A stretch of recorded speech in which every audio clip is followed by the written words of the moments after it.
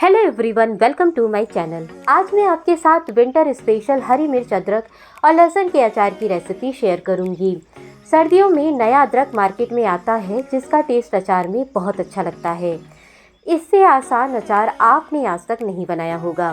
केवल 15 से 20 मिनट में ये अचार बनकर तैयार हो जाता है। और हाँ, एक बात आपसे और कहना चाहूँगी कि अगर आज की मेरी ये रेसिपी आपको ज़रा भी पसंद आए तो मेरे चैनल को लाइक, सब्सक्राइब और शेयर ज़रूर करिएगा और बेल आइकन को दबाना बिल्कुल मत भूलिएगा। इससे मेरी आने वाली वीडियो की नोटिफिकेशन आपको तुरंत मिल जाएगी। तो चलिए देख लेते हैं अचार की रेसिपी।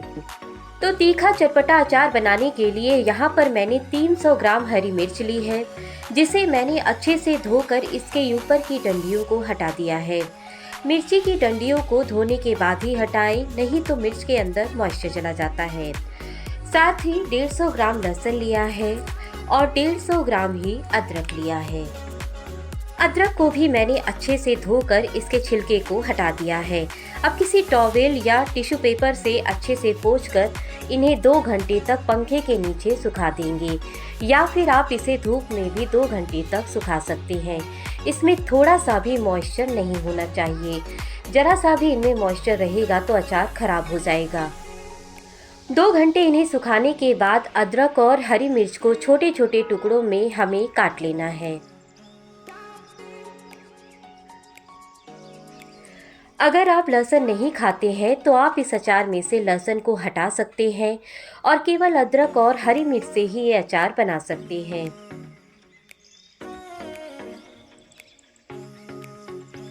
तो सारी मिर्ची और अदरक को मैंने छोटे छोटे टुकड़ों में काट दिया है।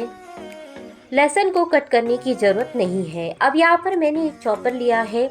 मेरे पास चॉपर है तो मैं इन्हें इसी में दरदरा चॉप करूँगी, पर आपके पास अगर चॉपर ना हो तो आप इन्हें मिक्सी में भी दरदरा चॉप कर सकते हैं। मिक्सी को आप पल्स मोड पर चलाकर इन्हें दरदरा पीस सकते हैं।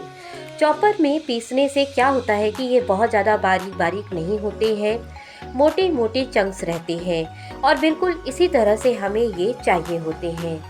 आप देख सकते हैं कि कैसे मोटे मोटे चंक्स हैं, बिल्कुल फाइन नहीं करना है।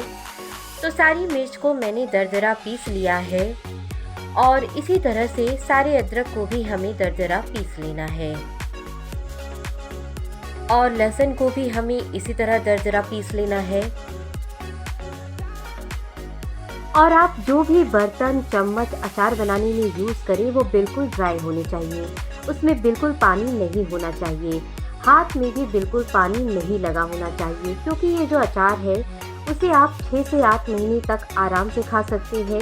लेकिन आपको इन सारी बातों का ध्यान रखना होगा।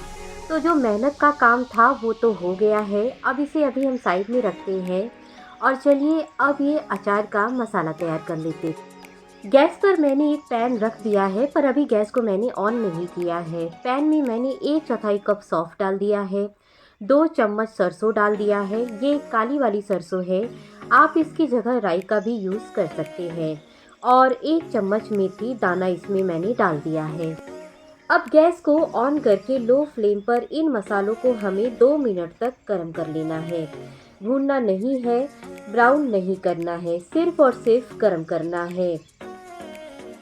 अगर आप इन मसालों को ज़्यादा भुनेंगे तो जो मेथी दाना है उसमें कड़वापन आ जाएगा, तो इस बात का आपको ध्यान रखना है।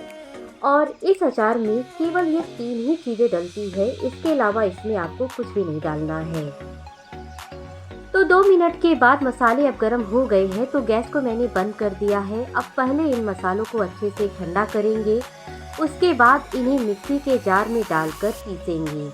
अगर आप इन मसालों को गरम गरम पीसेंगे तो ये मसाले और भी गर्म हो जाएंगे और जल जाएंगे, फिर अचार का टेस्ट खराब हो जाएगा। मसालों को जार में डालने के बाद इन मसालों को हल्का सा दरदरा पीस लेना है, मतलब बिल्कुल पाउडर नहीं करना है। इन मसालों को हल्का सा दरदरा रखना है। मैं आपको दिखाती हूँ, बस ऐसा ही मसाला आपको पीस करके तैयार करना है। तो अचार का मसाला रेडी है और सब्जियों को भी हमने दरदरा पीस कर तैयार कर लिया है। अब हम अचार के लिए तेल गरम करेंगे। गैस पर पैन चढ़ाकर पैन में मैंने आधा कप सरसों का तेल डाल दिया है। अचार के लिए आप सरसों के तेल का ही यूज़ करें। सरसों के तेल में अचार का टेस्ट बहुत अच्छा आता है। लेकिन अगर आप सरसों का तेल नहीं खाते हैं तो नॉर्मल वेजिटेबल ऑयल भी आप यूज़ कर सकते हैं। अब हमें सरसों के तेल को गरम करके ठंडा कर लेना है, क्योंकि सरसों के तेल का जो फ्लेवर होता है वो बहुत ही स्ट्रॉन्ग होता है। तो हमें इसे पहले अच्छे से गरम कर लेना है।